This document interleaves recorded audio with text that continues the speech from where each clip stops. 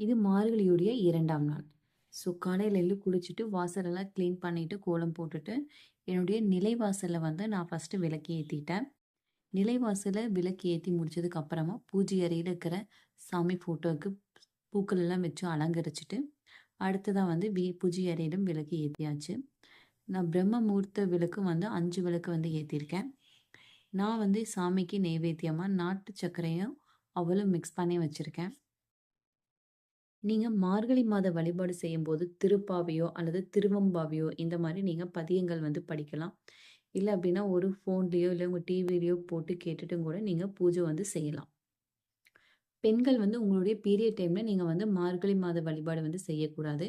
அந்த டைம்ல வீட்ல இருக்கிற யாராவது வந்து விளக்கேத்தி வழிபடலாம். இந்த மார்கழி மாத வழிபாடு செய்யும்போது நீங்க கட்டாயம் காலையில எழுந்து தலைக்கு குளிச்சுட்டு தான் செய்யணும். உங்களுக்கு ஏதாவது ஹெல்த் இஷ்யூ இருந்தா வேணா நீங்க ஹேர் வாஷ் பண்றத அவாய்ட் பண்ணிக்கோங்க. இந்த மினி விளாக் பிடிச்சிருந்தா லைக் அண்ட் சப்ஸ்கிரைப் பண்ணிக்கோங்க. தேங்க்ஸ் ஃபார் வாட்சிங்.